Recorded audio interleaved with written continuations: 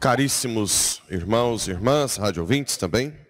Hoje, então, é festa, mas festa em cima de uma das grandes tragédias da história do cristianismo. Crianças com menos de 2 anos, de 2 anos abaixo, mortas. Talvez a primeira reflexão que a gente pode fazer é sobre Herodes. Um rei, um governador lá, um responsável, poderoso, que tem ali, se sacia com o poder mundano, ouve falar que nasceu um rei. Então, imagina, uma criança. Isso já é suficiente para que ele sinta medo, insegurança, inveja. Olha a fragilidade de quem está no poder nesse mundo. Não tem confiança absolutamente nada. Porque as coisas do mundo não dão confiança. Não importa o cargo que você tenha, não importa em que estágio de vida você esteja. Por que que Herodes teve um comportamento tão carrasco? Medo, insegurança, fragilidade. Uma das coisas que nós cristãos temos que aprender, falo cristãos porque os outros não têm essa capacidade ainda, é que a nossa segurança está em Deus. O único que realmente dá segurança é Deus. O resto, pena.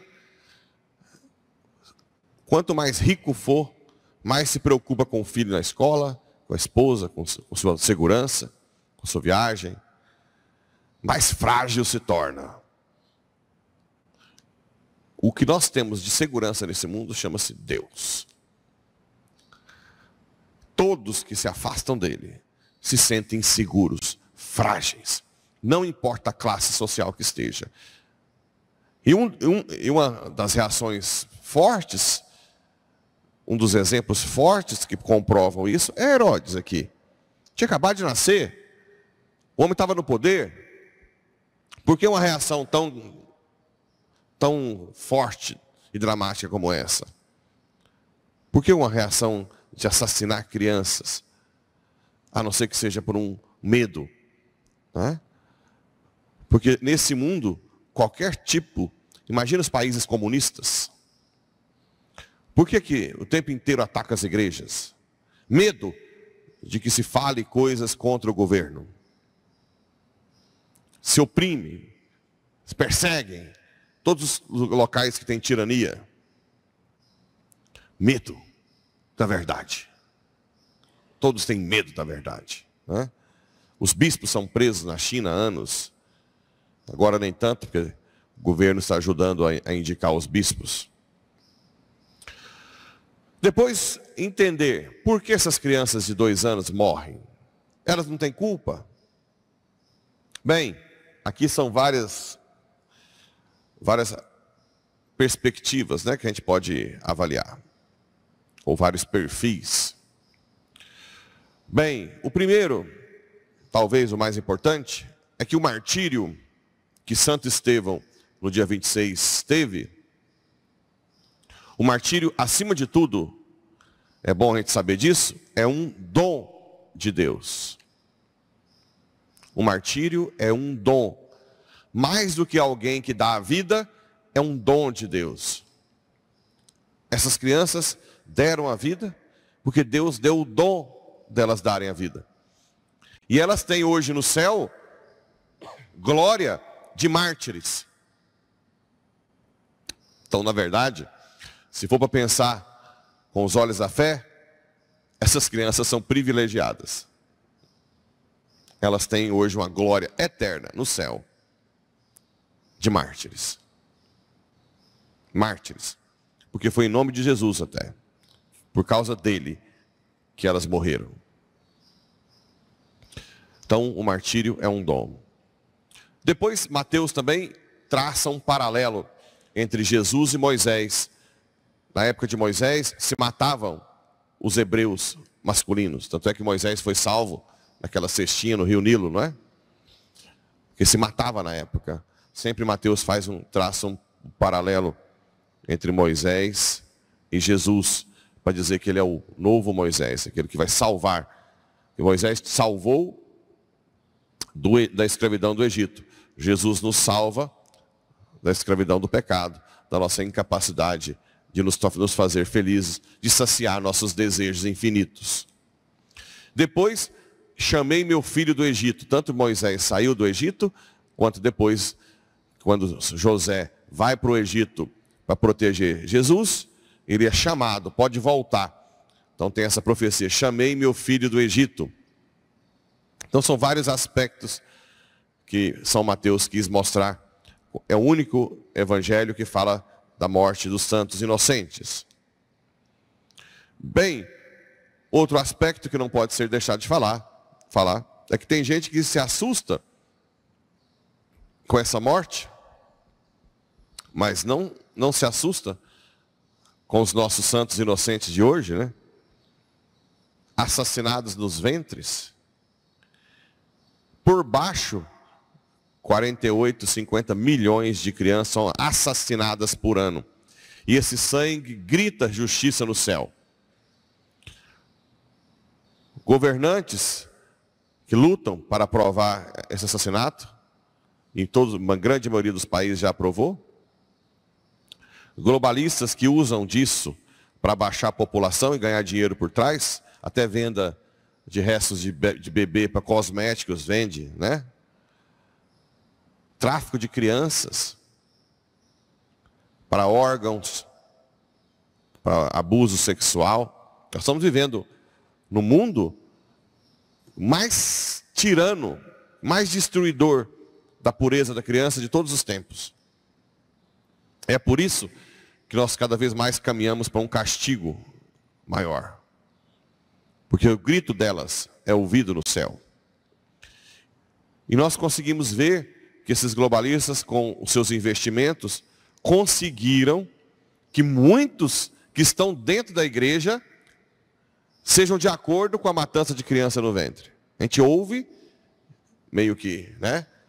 Nessa paróquia, espero que ninguém, não é possível, alguém dizendo que a mulher tem o desejo de escolher. Escolher o quê? Matar o outro?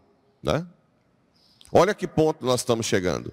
Esse é o maior crime hoje da humanidade. Tanto é que na Igreja Católica, o aborto consciente, ele leva a excomunhão late sententia. Você é excomungado da igreja. Assassinar uma pessoa aí, o assassinato em si não leva a excomunhão. É pecado grave, mortal, se for o inocente, tal, mas não leva a excomunhão. O aborto leva. Porque não tem uma pessoa mais frágil do que uma criança no ventre. Ela não tem para onde correr. Ela não tem advogado. Ela não tem quem defenda.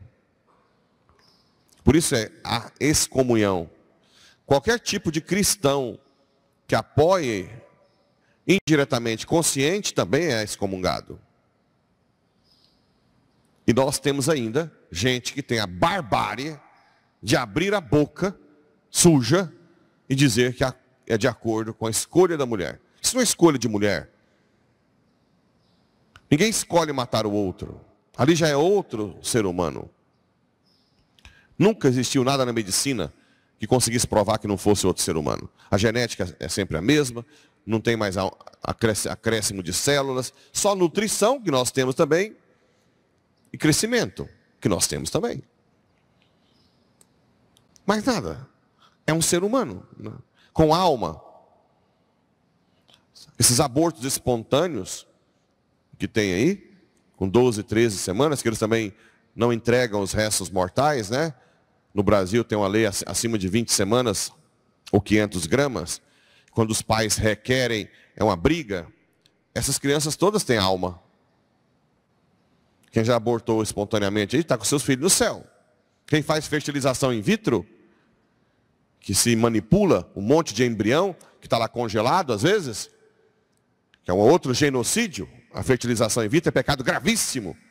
Gravíssimo. Cada fertilização in vitro é um genocídio. Sem contar que toda criança tem o desejo, o direito e desejo também de nascer de uma comunhão de amor e não de laboratório. São dois pecados graves, né? Uma, separar união e procriação. Outra, genocídio. Genocídio. Temos milhares e milhares de embriões congelados. Seres humanos. Fazer o que com eles? Barriga de aluguel? Pecado grave? A igreja não tem nem resposta para isso. Então nunca se manipulou tanto crianças como hoje. Rapto, né? Tráfico. Traficar crianças para uso, abuso, para roubar órgãos. Olha, vocês já imaginaram a ira divina? O que Jesus tinha de tratamento com as crianças? Deixai vir a mim as crianças. E é interessante, essa idade de 2 anos, que Herodes matou, de 2 anos abaixo. Tinha um santo da igreja, São José Maria Escrivá, que quando ele falava de infância espiritual, ele falava, temos que ser crianças abaixo de 2 anos, que se abandona nos braços do pai. É a criança que não tem medo, né? Acima de 2 anos já fica meio assim, você vai pular nos braços do pai. Então nós temos que ser crianças abaixo de 2 anos com Deus. Pular nos braços, confiar em Deus, deixar que Ele nos conduza. Essa é a verdadeira infância espiritual de Santa Teresinha. Confiar em Deus. É Ele que nos dá segurança. Não existe crise de insegurança uma criança de 2 anos no braço do pai. Ela confia plenamente. E é assim que nós temos que fazer com Deus. O único que nos dá segurança. Bem, e para fechar, tem a leitura de São João. Se dissermos que estamos em comunhão com Ele, mas andamos nas trevas, estamos mentindo e não nos guiamos pela verdade. Mas se andamos na luz, como Ele está na luz, então estamos em comunhão uns com os outros, nos purifica de todo pecado. Se dissermos que não temos pecado, estamos nos enganando a nós mesmos, e a verdade não está dentro de nós. Eu disse que o martírio é um dom de Deus, mas é um dom a quem é humilde, que reconhece seus pecados, reconhece que erra, e depois vem pedir perdão na confissão, e deixa que Ele nos purifique. Ninguém vai ter o martírio como um dom, aquele que é cheio de si. Tem pessoas que eu vou confessar há 10 anos, e aí, eu não sei, eu acho que eu não tenho grandes pecados, eu sou muito bom, muito boa, padre. Como assim uma pessoa que... Eu costumo confessar quase toda semana, até 2 vezes a semana. Não pode passar Ontem foi raro, ontem veio um padre, só que era aniversário dele, a gente comprou um bolo, e eu não confessei com ele. Falei assim, hoje eu não vou confessar não, né? E como é que uma pessoa que está 10 anos sem confessar não tem pecado? É porque está mais cega do que tudo, não? Não está vendo um palmo na frente do nariz. Não enxerga nada. Está faltando o quê? Luz. É como uma sala suja. Quando você apaga a luz, a sala está limpinha. Quando você acende a luz, você vai ver sujeira para todo lado. Quem é a luz? Cristo. São pessoas que não estão aproximadas de Cristo. Então, o martírio é um dom. Mas um dom de quem reconhece seus pecados e que se coloca humildemente diante da luz. Peçamos humildemente que sejamos cada vez mais abertos a reconhecer nossos erros, que somos miseráveis. Mas ao mesmo tempo buscar os sacramentos, buscar a graça de Deus. Para que um dia, quem sabe, um de nós possa se juntar à glória de um desses santos inocentes. Nós não tivemos a sorte de ter sido assassinado por Jesus com 2 anos de idade, como eles tiveram. Olha como é que a visão é diferente do mundo, né? Para o mundo é uma tragédia, uma injustiça. Como que Deus permite isso? Depois vocês vão ver lá no céu quem são os santos inocentes, a glória que eles vão ter, que eles têm já, né? E que vão ter para toda a eternidade. Que Deus nos ajude a reconhecer que somos pecadores, buscar a graça de Deus, para um dia sermos santos, brancos, da pureza, ou vermelhos, do martírio.